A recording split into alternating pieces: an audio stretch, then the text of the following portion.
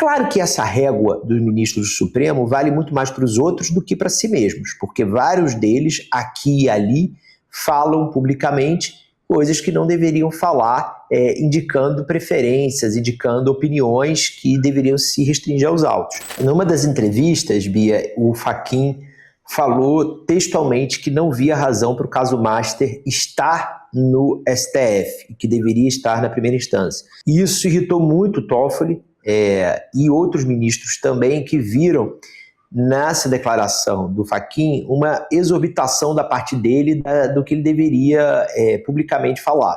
Eu conversei com um ministro que foi um desses ministros que não gostou dessa fala do Fachin, que disse, ele falou publicamente uma coisa que talvez ele seja chamado para julgar. É claro que essa régua dos ministros do Supremo vale muito mais para os outros do que para si mesmos, porque vários deles, aqui e ali, falam publicamente coisas que não deveriam falar, indicando preferências, indicando opiniões que deveriam se restringir aos autos. Voltando ao Fachin, ele hoje tem mais dificuldade do que estrada para conseguir aprovar esse código de conduta interna.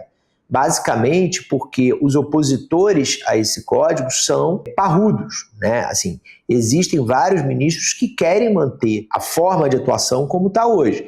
Quais são alguns dos pontos centrais desse código de conduta? Por exemplo, o primeiro ponto, e o Fachin coloca isso numa das entrevistas, que toda palestra que um ministro do Supremo dê tenha uma publicidade. Quem está pagando, se está pagando, quanto está pagando, e isso é uma coisa que não tem hoje nenhuma publicidade. Então, ministros do Supremo recebem para dar palestras valores que a gente não sabe quais são, não sabe quando eles dão essas palestras e não sabe quem paga essas palestras. Esse é um dos pontos do Fachin.